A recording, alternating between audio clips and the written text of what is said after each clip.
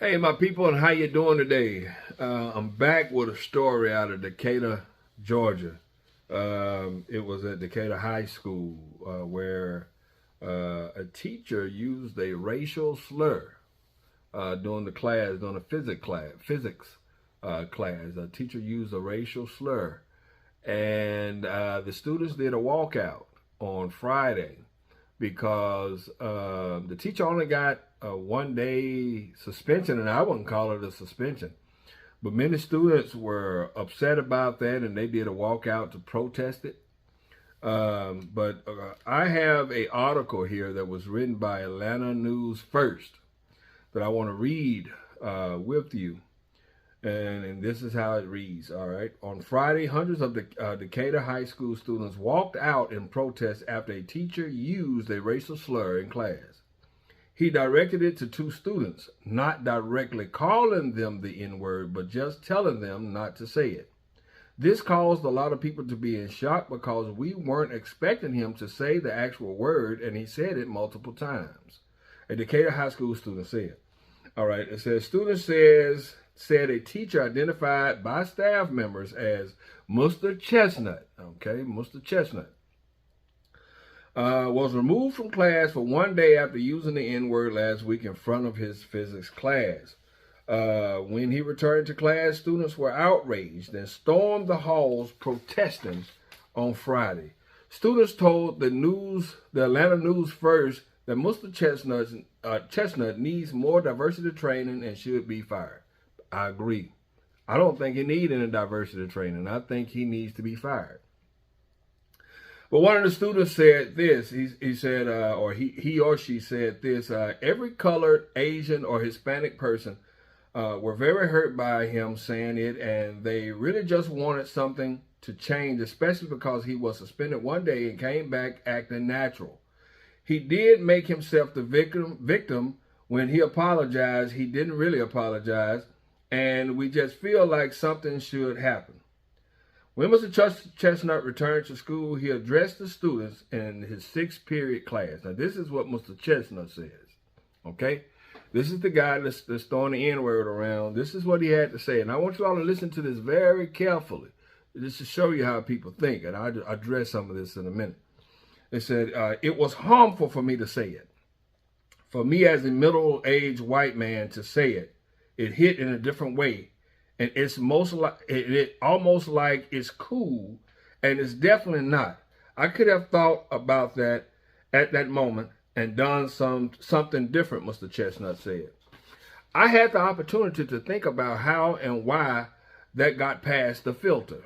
It's easy for me to wonder growing up in this country at the time I did start in the past that I have absorbed some racist nonsense that's still plummeting around in my brain, Mr. Chestnut said. Now, also the Atlanta News First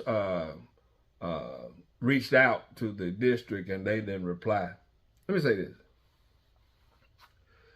When he said, this I don't even know why they allowed this teacher to even make a response. I mean, the school system should have put a muffle over his mouth, because it's clear he's comfortable with using that word. Now, I don't know where he lives or where he's from, but to me it seems as though he's comfortable with using that word.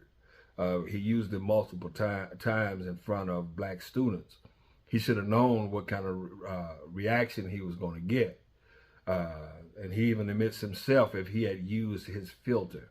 Like I said, I had the opportunity to think about how and why this got past my filter. It got past your filter because it wasn't no filter. This is something that you're used to saying. I can only imagine and wonder where this man is from. I wouldn't be surprised if he's from Cummings, Georgia, or some of those areas that are predominantly white where these types of terms are probably thrown around in the household on a regular basis. But he made himself the victim in my book. This is my opinion. That he made himself the victim when he says, it's easy for me to wonder, growing up in this country, at the time I did, start in the past that I have absorbed some racist nonsense that still plumpers around in my brain. Let me say this to you. I see, as a person that's outspoken and does doing these videos, I get responses from people all over the country, and they call me a racist, and they tell you racism don't exist, and it's all in my imagination and all this, right? But this guy here just came out, and he just, let the cat out of the bag. Like he was saying, it's growing up in this country. So he's saying himself right there that this is a racist country. Think about what he said. It's easy for me to wonder, growing up in this country at the time that I did. Now, he's a middle-aged white man. Now, I consider myself a middle-aged black man. So you tell me in the, coming up in the 80s and 90s, it was still racist in this country? Wow. Really? Thank you, though. Thank you, Mr. Chestnut, for bringing this to a lot of white people's attention. Those who say that it doesn't exist and it's just a part of our imagination. All right? What do you say? They use it when they want to get out of trouble, huh? Okay, let's get it. All right, but he said it was still plumping around in his brain. So from his growing up years, which I understand, our childhood helped, structure who we are as adults. That helped. A lot of our childhood reflects in us. It takes work to get that out of us. A lot of us deal with childhood pain and things that we have to work through in order to become a productive citizen in society and be able to live, and let live, right? But clearly he must not have done the work, because he's saying here that some of the racist nonsense still plumping around in his brain. So what he's saying is some of the racist stuff that he's learned as a child is still in his head. Right? So it makes you wonder, what kind of steps do they go through to become a teacher? You have to take all these tests and all this, but these people are in charge of our children in these schools, right? So if they have to take psychological tests now to become a police officer, I wonder, do they have to take these psychological tests, bias tests, to be teachers? I mean, how can you educate a child that you look down upon, or you feel is a racial slur, or that you feel is less than, that some don't even feel that we are human, that, so we don't know what this particular teacher actually feel about minorities, but it's clear here he's so comfortable of using the N-word, and according to the students, multiple times, then it's kind of clear that, it might be a little bias there, as far as it's my opinion, and based on what I'm reading here. But he is a white teacher. The school does have a white principal, and the school district does have a white superintendent. Okay. So, yes, he just had one day off. The kids felt it when he came back as if nothing had happened. They say he came back all natural. Okay. And they don't feel that his apology was authentic. I mean, kids are not dumb, But here's the statement. I'm going to read from the principal, okay? The principal says, in order to build the school community that I want DHS to be, I need to communicate effectively. This email is of a serious nature, and given that fact, families should have received it a few days ago. Now think about it. She's apologizing. I mean, come on, something like this happened and you don't feel the urge to send this home, knowing these kids are going home straight to their mom and dad and saying, look what happened in school today. What this teacher did, said. Even if they weren't in that class, they're going back telling their parents about what the teacher did or said, right? That's from grade school up, Kids do that, but she's apologizing now because she didn't feel that she needed to communicate that with the parents. Now, I'm going to get to this in a minute. I'm going to tell you my personal feelings on it in just a minute. All right, she said, this email is of a serious nature, and given that families should have received it a few days ago, I am sorry for the delay. Going forward, I will work to make sure families have the important information they need in a timely manner. Last week, there was an incident in one of our classrooms where a teacher used a racial slur. The use of the racial slur has no place in our school or school systems. As a person who is growing in my efforts to be an anti-racist leader, I am committed to addressing this issue and holding the teacher who was involved in the incident accountable for their actions. I also wish to repair the harm caused to our community. I have been collaborating with Human Resources and Equality Department on what this accountability plan will look like. As the leader of this building and as a white woman committed to establishing DHS as an anti-racist school, I stand with staff and students as we do the deep work required to keep all students and adults safe. Both staff and students involved have been working to process and share feelings around this incident through a resolution circle. I will continue to take the leadership on this work and gather input from the leader, staff, students, and family on ways to do this work better. As we continue to work through this difficult time, I will be meeting with families to hear their needs and ideas. Okay. All right. Let's go back and unpack this. If you notice, they both use the same kind of terms. The teacher, Mr. Chestnut, used as a middle-aged white man, and the principal used the term as a white woman, right? So they're acknowledging some stuff that we have been told in this country that didn't matter. It didn't matter whether I'm white or black. I'm not racist. I'm not this. But here we see where when the pot get hot, they use whatever they can. Okay, this is my opinion, right? They're using the race card, if you will. They're saying, well, I'm a middle-aged white man, so I don't understand, so I made a mistake, right? I am a white woman, but I'm leading this anti-racist movement at Decatur High School, right? But you fail to send the email out to any parents informing them that their children had been subjected to this from a teacher. Now, granted, I understand it's not like the teacher came into school just throwing the N-word around. But, if you live in America, I don't care where, even people that's from other countries know how sensitive that word is. Because the white man used that word across America to demonize the black man. The white man went on a crusade with that word, went to every country telling them what that word meant, so they will be able to have the same mindset and be able to use that same word against people that are black. But now, she is a white woman that's leading this anti-racist charge, right? She said she stayed with the students and the staff, but they only sent this teacher home for one day. What kind of message does that send? What does that say to those students and those staff members that she says she's there to protect? What does that say? In this country, it's been done over and over again. If you do something to a black person, you just get a slap on the wrist.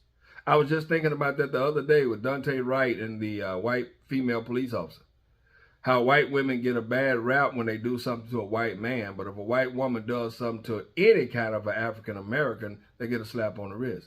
Even an Asian judge, I know I'm getting off the topic a little bit, but I had to put this point out there, that an Asian judge, a woman of color, felt so sympathetic that she didn't even think about that young black man's life. She felt sympathetic for the white police officer who took that young black male's life. So look at this situation here. She's saying she's concerned about the teachers and the students, which in Decatur, if you know anything about that area of Georgia, which is part of metropolitan Atlanta, is real close in there. It's a predominantly black area. So this is a predominantly black school, right? Right? And you mean to tell me that you get this man 1 day off work? And it was probably paid. I don't know whether it was or not. But if I had to guess, based on the responses, I mean, the district hadn't even responded. They don't think it's important enough of them for them to respond. It don't reach that level for them. Oh, it's just the N-word. I mean, we gay. Get over it. I guess Marjorie Taylor Greene will probably be coming there next, having a speech with a noose in the back. I mean, hey, that's not too far-fetched. If it's okay for teachers to go into a black classroom full of black students and just throw the N-word around and you just get 1 day vacation. Hey, I mean, I think the teacher should be fired. I think he should lose his job. Yeah, he gonna find another teaching job. He'll go up, up there in the mountains where they probably got nooses hanging down the hallways. They probably got the N-word spray painted on the walls. Every morning before they come in, they probably have to throw something at the N-word, or a black person. You know how they use black people faces for target practice in the police departments? Well, predominantly white police departments. They probably got the same thing up there at those schools up there in the mountains, up there in those, Caucasian school districts. It is what it is, man. Let me tell y'all something. We live in America. We live in America, man. There's still a whole lot of segregation going on. We still call churches where predominantly white people go white folk church. You know what I mean? White folks call churches where black people are black folk church. They call neighborhoods that are predominantly black the hood, or they call them black neighborhoods or the ghettos, right? Black folks call a trailer park, where the white trash live. That's just a part of America. I don't know why everybody's so scared to speak the truth. I mean, we still are a divided country. We really are. I mean, look, we just got over Donald Trump, and look how these people were reacting about Donald Trump. These people attacked the United States Capitol. You can't tell me we ain't got no warped thinking people. I mean, they taking private jets. Did you see the lady from Texas on the private jet? She playing with her fingernails and all this. Oh, we just going to have a picnic. Oh, yeah. I mean, come on, man. But this teacher get to go in this classroom in front of all these black kids. But if these black kids, and I applaud those students, I do. I give them a round of applause. You know why? Because those kids stood up. If those students had not went out of class, walked out, did a walkout in protest, we probably wouldn't be having this conversation. I probably would have never came across that article. Let me tell you how you address racism. You talk about it. You uncover it. So this, Cummins is still Cummins. I used to go to Free Chapel up there, and the majority of that church are people from Cummins. White folks, right? I even had a guy come here to give me an estimate one time about redoing my bathroom, right? He was from Cummins. Guess what he wanted to talk about when he got here? He wanted to talk about race. But back to these students. Look, that's one of the things I feared by living up here. My daughter came home one day and she asked me, she said, Dad, the kids around there, well, she said, what should I do if they use the N-word? And I was like, who? Because me, y'all already know, I'd be over at that school beating my chest. I love arguing with white folks. I do. I like looking them dead in their eyes. You know what I mean? Now, don't get me wrong, and I don't want the white people to think I'm some bigot. I don't. I love anybody. If you love me, I love you. That's real talk. I believe in grace. I do. I believe in extending grace to other people that deserve it. Hear me now. I do believe in grace. But now, when you defending this mess and you getting on social media telling me that I'm nuts, that I'm imagining things, that racism don't exist, that I'm always playing the race card, that I'm the one that's dividing the people, but you seeing the evidence of all this stuff here. The evidence is here now, but they try to make it seem like it's my imagination. No, I'm not going to shut up. I'm not. Now, I ain't saying that all of them bad. There's some good people in those places.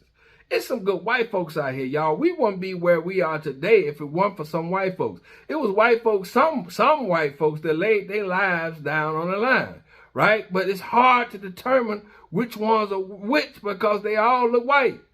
I mean, they don't wear signs saying I'm with you. You know what I mean? And I can't put myself in a situation where I have to be able to trust all these people. You know what I mean? Because they'll lock you up and throw away the key. There's so many people in prison that are innocent. You don't think they would crump something up? You don't think some white woman would say that I tried to rape her or I tried to break in her house? Or you don't think they would come up with that kind of craziness to put me away? I mean, look what they did with the guy with the Not Effing Around Coalition.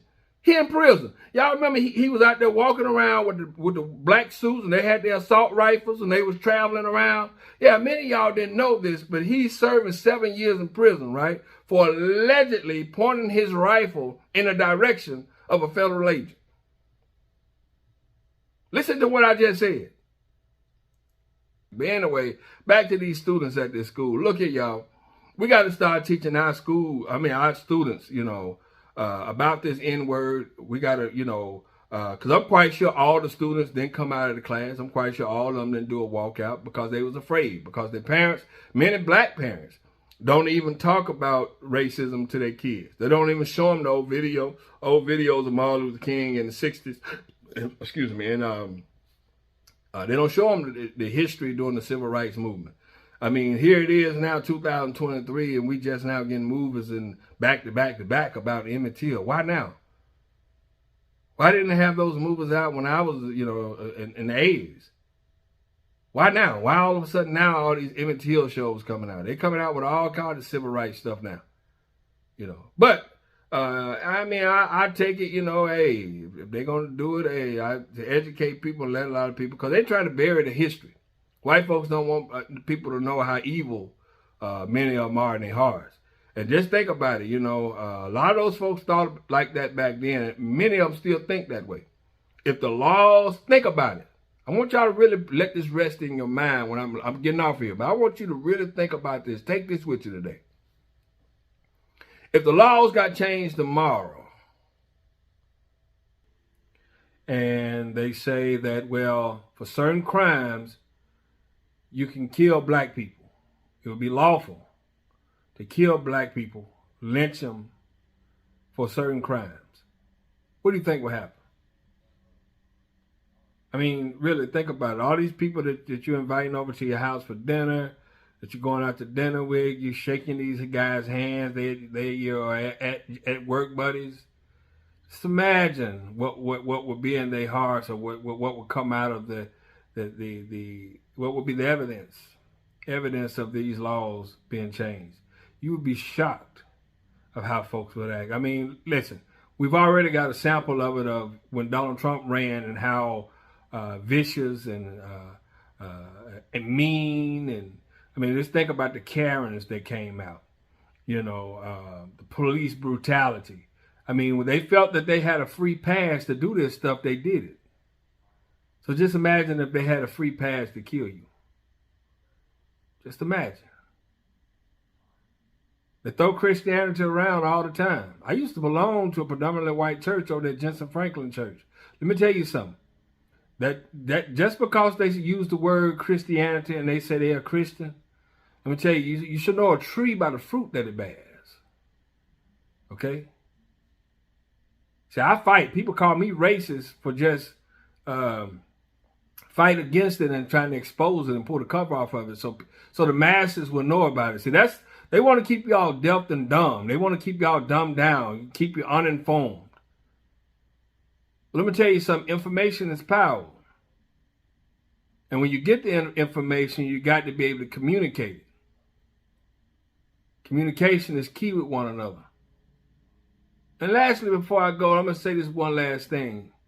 Young black man, put your guns down. Young black men, put your guns down. And start communicating with one another. Because what you killing for ain't worth it. It's not worth the life. A car is not worth the life. A few dollars or a gold chain is not worth the life. Look how petty and small-minded you are. That you would take somebody's life over a gold chain and you would go to prison for the rest of your life over a gold chain. I mean, is it that serious? Is a pair of tennis shoes that serious? Is jacking somebody for their car that serious? It's not. things of this world will pass away. It deteriorates. A life is precious. A life is very precious. All right, well, I'm going to jump off here, but we're going to continue to do it step by step. Step by step. We're going to continue to do it. So I want you guys to pray for me, and I'll pray for you. And let's just sit back and watch God change things. All right? Love you. Till the next time. Peace.